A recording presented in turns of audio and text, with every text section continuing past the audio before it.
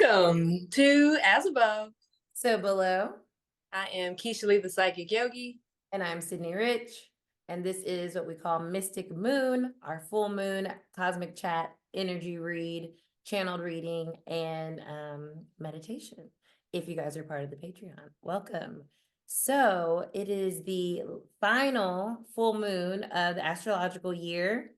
It is in the lovely sign of Virgo. I had to wear my Virgo sis to be in the energy. Okay, if you're listening, I got my Beyonce shirt on. And this is the snow moon. So it's so cool because I always remember that our very first mystic moon was this moon.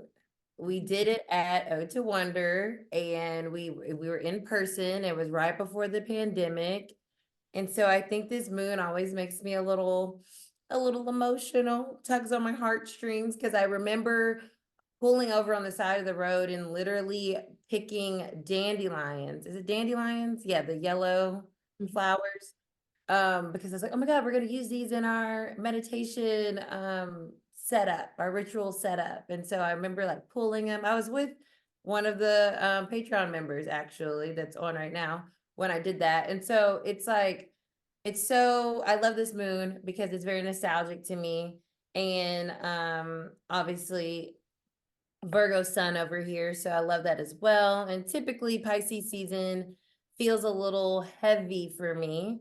But this year I feel differently. But with that still being said, Virgo rules the sixth house in astrology. And the sixth house is our house of routine. It's like your day to day, right? And so when you think of Virgo energy, a lot of times people, they like us on their team because we like to do tasks and we're very detail oriented and we can get things done. And we're very, checklist type of vibes. But it also has this kind of like maintenance energy to it, right? So when I think of day to day, it's like maintaining yourself. And Virgo has this like approach to maintaining the energy or the whatever it is that you're desiring. In order to keep something, you have to have upkeep to it. And so I feel like with this full moon, it's like a maintenance full moon. It's like a check-in. It's like you're taking your car in to get your oil change. But in this manner, I feel like we're taking our minds in, our mental space in for like a little tune-up.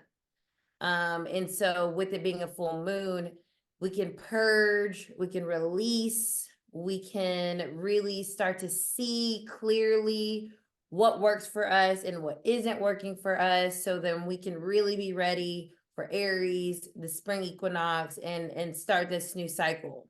And so it feels like a really good transitional moon for that respect, because we want to make sure, before you go on a car trip, you want to make sure your car is good. So you go and take it and get it checked up. And so we're about to begin a new trip, and we want to make sure that we're mentally ready, spiritually ready, emotionally ready for this new year. And so this full moon allows us to see ourselves more fully, but also it gives us that mutable energy and flexibility to make whatever changes and alterations and improvements we still may need to make over these next 2 weeks, or 2 to 3 weeks, whatever I was thinking, until the new moon. But regardless, it's just like a check-in. And I feel like with it being the sixth sign, and this is the last, Pisces is the last, it's literally a midway point, right? It's like, I'm always like, it's my half birthday. Yeah, we're halfway into it's like even though we're beginning anew, we're like, it's a check-in point. It's the sixth house is halfway through the excuse me, Mercury's in Pisces, so it's given me a hard time here with my Virgo. But we're halfway through on that Virgo energy, and so it's like checking in and making sure everything is still balanced and making sure everything is still harmonious, and what isn't, we can use this energy of the full moon to release, to purge, whether that just be just having like a mental kind of clearing, whether you're journaling, whether it's something that you're doing with your body, going back to it being health related. Maybe you want to get in an extra workout tomorrow, or maybe just go on a walk, something that gets you releasing energy, I would say, would be really beneficial with this full moon. And I wrote down like take a moment. And I got this. Like Kisha was like, did you just get something? Yeah, I was sitting down, I was closing my eyes, and it was like that's what it came to me. It's like take a moment. Like Virgo, with it being an earth sign, it's inherently a little bit more slow, a little bit more diligent in how it approaches things. And so with this flowy energy of Pisces, you don't want to get swept away. You don't want to just flow down the river, and then next thing you know, you're at the end and you're like, well, how did I get here, and what happened, and what am I doing next? So this allows you to take a moment, this full moon, take a moment and really just kind of sit and be, and let the water kind of roll over you, right? Instead of carrying you right now. Like maybe you anchored your boat, so to speak, in the harbor. And so you're just kind of on the water. So that flow is still there, but you're still. And so I think that's helpful, because when you think of it like that, when you think about mental cleansing and purifying, it's like you want things to continue to flow, but you need to be present enough to know what you're thinking, know what you're feeling, know what is something that is supportive and what isn't supportive. So you can say, yeah, I'm going to let that go, or I like that. So it can come back and wash back over me. I like that I approach things that way. That feels good. This wasn't great, so maybe I can try something different later. Or Virgo also has a tendency to overthink, and so I think this helps you kind of with that Pisces flow, let that go, so you can not feel like you're holding on to something that's not really going to be helpful for you. Virgo likes to help, right? So how can you help yourself with this full moon? What are ways that you can be more of that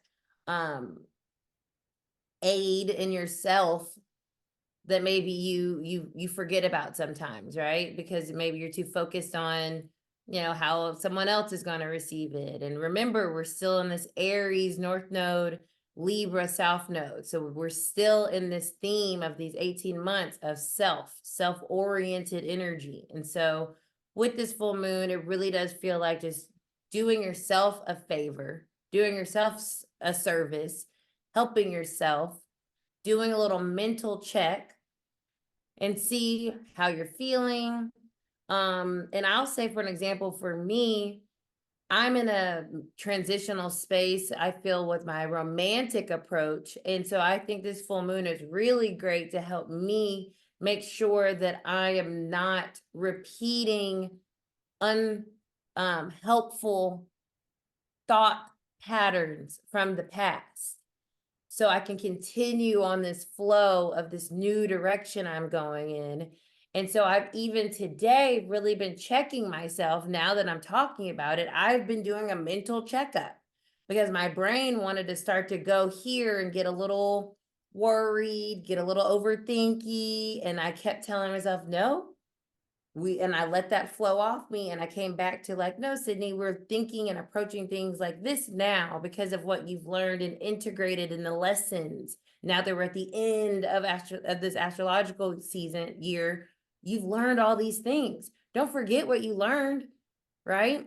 And so I think this is a really great energy for us to remember all that we have accomplished and integrated in the growth that we have made spiritually, emotionally, mentally, and to allow ourselves to kind of still be flexible in some of those old thoughts, old patterns, old routines that we've been working really hard to release, and letting them, just being a really good moment of just like, whew, really making that, like, cleansing that, purging that, purifying ourselves. So yeah, that's how I'm feeling for this full moon. It is very grounding, and it feels very calm, which is cool too, because I think that goes back to that boat feeling anchored. It's like not getting swept away, that practicality of Virgo, knowing that there's steps that you need to take, but not getting too far ahead, one step at a time, being diligent, but also being flexible towards your goals, towards who you're still becoming and growing into, who you're evolving into, and not giving yourself such a hard time. Virgo energy can be very heavy on the mind. Like I said, is ruled by Mercury. And so this is definitely a good moon to kind of release that pressure that we put on ourselves to be better, to do better, because we already have. We already have been doing better. We already have been being better. And so this is a time for us to remember that. Oh my God, the cards are too freaking perfect. Get out of here. Wowzers. Wow. Okay, cool. So first and foremost, anxiety, worry, everything that I was just talking about. The Nine of Swords is that mental state where we get in our head and we're stuck. Now I'm overthinking. Now I'm like, oh my God, I can't go to sleep. Why did I say that? I shouldn't have said it like that. Maybe I should have waited. All that going on. Nines are the end of a cycle. So we're putting that to bed here with this moon as it's crossing this Three of Wands. And the Three of Wands is reversed because that is the thing that's blocking us from being able to continue on our future endeavors. The Three of Wands is ready for execution. The Three of Wands is ready for the next step. It is very Aries sun energy. But what's getting in the way potentially right now is our mental space, causing anxiety and worry. And so with this full moon, that's one of those things that we can release. We can release the anxiety, we can release the worry, so then we can start to move forward to our new future, to our next horizon. And then this other messages are just backing that up. Eight of Swords, right? The Eight of Swords is a perfect Virgo full moon card too, because it's got the mercurial vibe with the swords, right? And this is a self-imposing fear trapped scenario that the Eight of Swords is about. We put ourselves into Eight of Swords. We think, oh God, there's no way out of this. I've trapped myself in this. I can't figure out a solution. What did I do? That's the swordsy part. But you can't see it in my holographic cards, but she is standing in water. So that's that Pisces energy. And so the way out of trapped mental energy is stepping into the fluid energy of our emotions, of our intuition, of our deep knowing, of our understanding. And Pisces is wise. It's the 12th sign. It's very wise energy. So relying on wisdom in times of mental strife can help you kind of move through that in a much more grounded, practical way that's helpful to you instead of debilitating. And that's what our last message here, the Seven of Pentacles reverse. It's saying, okay, this is about how you're going to perceive the work that you have put into yourself. Are you looking at it in a way that's like, wow, I really did all this? Because he's admiring all of the things that he has created and harvested. And it's like, look what I did versus like, I haven't done enough, right? A reverse is the Eight of Swords saying, you haven't done enough. You should have way more than that. You should be way more far along than where you are. How dare you think that you've done enough? Like that's that hypercritical, judgmental aspect of Virgo. And so it's saying, we step into that Pisces energy, we feel into our intuitive self, we connect to our higher self, and then that allows us to really see, wow, everything is really working out in divine timing. I really have been putting in this work and this effort, and I really have grown and integrated these things. And now I can start to see so much of that progress within myself. So now I can move forward with confidence, and I can just tell these worries to get out of town, because that's all they are worries. And worry is nothing but fear, and fear is nothing but a block.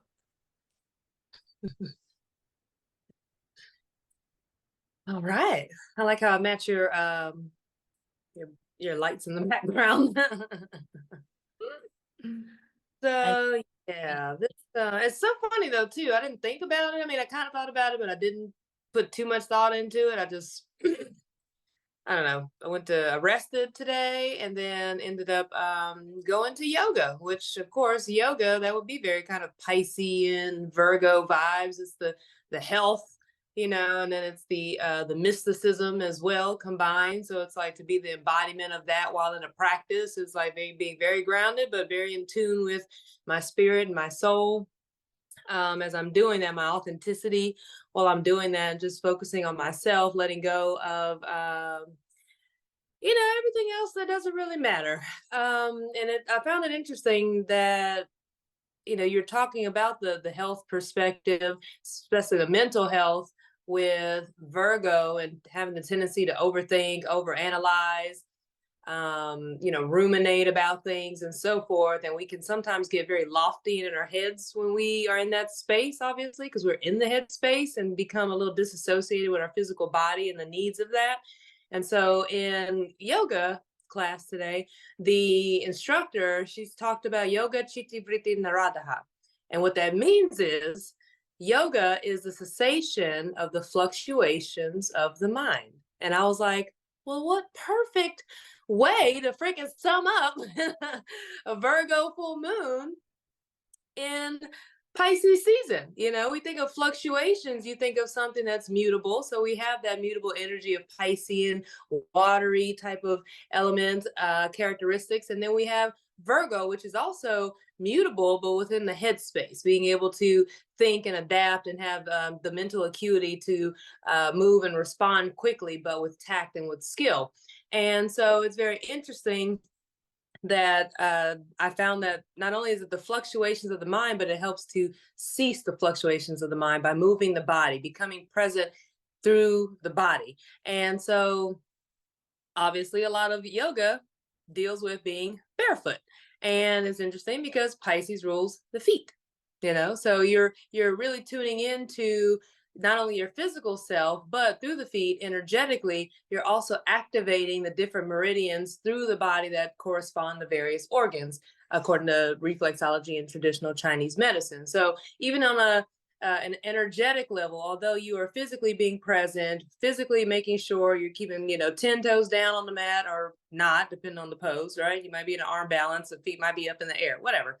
But aside from that, in yoga, when you are in a position where the feet are a main focus as far as being able to make sure your toes are spread, being very grounded, right? Standing in your presence, standing firmly rooted in your presence, that on an energetic level is still stimulating the meridians, the life force energy throughout the body, and it affects not only your physical health, right, but it's also affecting your emotional health. For just however long classes, you got to let everything else go, because the last thing you want to do is topple over to the next person or whatever. You're also focused on the breath. You come back home to the breath. The breath is what keeps you here in present time instead of the mind always wandering off somewhere else. That is how part of yoga keeps the fluctuations of the mind still and quiet, or at least bringing it to a point where you can be still and quiet, even just for a moment.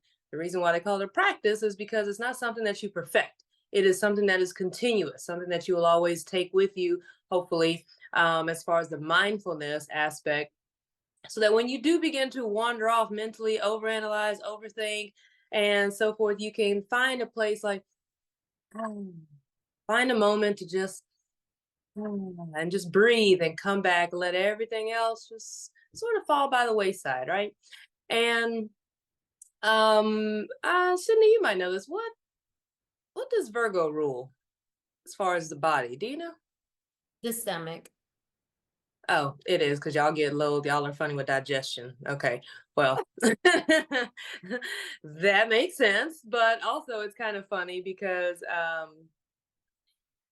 it rules the stomach. I think that's interesting. In reflexology and Chinese medicine, the center point within the foot actually is the solar plexus, and we know the solar plexus rules your digestive system. And when you're doing reflexology or acupressure on yourself or on a client, like I do, both, but when you hit that axis, the acupressure point, it actually, because it rules the solar plexus and the diaphragm is right there, what happens is I notice the client will naturally take a deep breath. And I just think that's so cool. When I'm doing a massage, I have clients on the table. If I start like at their feet or whatever, working, doing compressions through the sheet, I always start by pressing that acupressure point for the solar plexus. And they naturally, it helps to dispel anxiety.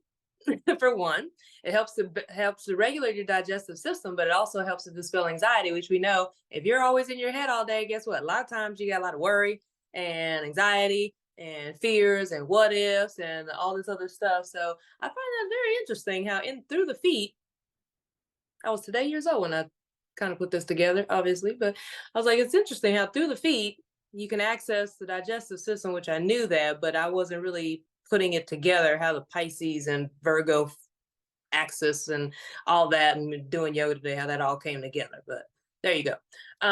Anyways, outside of that, the collective energy. This came to me like a few days ago, actually, when Cidnee and I were talking, and it was about how Piscean energy can be sort of lofty and mystical and etheric. And so here we are with as above, so below.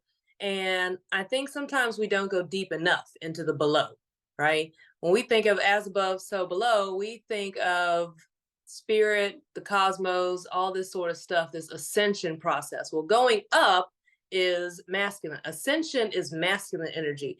But the so below, a lot of times we stop at just our physical bodies here in this third dimensional realm. But we can also go deeper, right? Go deeper and ground ourselves down into the earth, that Virgoan energy of earthliness, bringing ourselves back down to earth or coming down to earth, being a down to earth person. All right, instead of all this high vibe, lofty kind of, I just vibrate so high, good vibes only. No, be real. Keep it a buck, be down to earth with it. And also know that going down deeper into the earth connects you also with a different realm of nourishment. When we go down into the deeper dimensions of earth, whether, I do multidimensional work. So like going down to the second and the first dimensions of earth, connecting to the iron core center of the earth helps nourish you in a different way. Granted, you can't really travel down to the center of the earth physically, but you can energetically, which is something else that I teach as far as grounding into the iron core center of the earth. How does that energetically connect you to an energy, a resource? Well, the iron core center of the earth has an electromagnetic field. As humans, we also have an electromagnetic field. However, our blood contains, ta-da, iron. And so, because we're able to connect, when they tell you to go out and walk barefoot on the grass, it is because your feet, through the nerves, are actually able to, not just energetically, but physically, like through the dirt, through the soil, able to receive that nourishment, the iron, the minerals, and so forth, the trace minerals that are held within the earth. And it allows you to not only bring that up through the body and through the feet and the nervous system, but it helps it to, what do you call it? Integrate into the rest of your being. And that is how learning to ground, whether it's energetically into the center of the earth or grounding outside barefoot, is a way of sacred embodiment, above and below, below and above.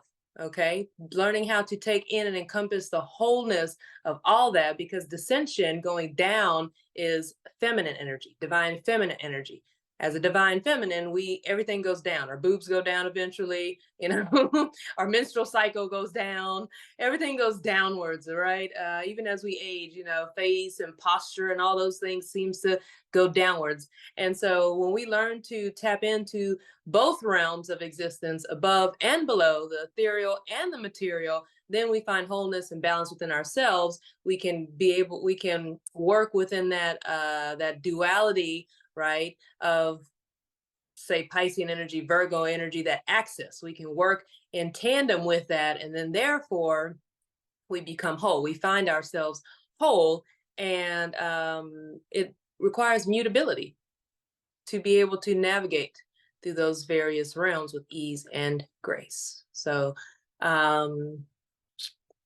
my collective message, I guess, for this is to stay grounded, first of all, but also whatever's causing any kind of spiritual tension, mental tension, anguish, emotional discord, disharmony, move your body.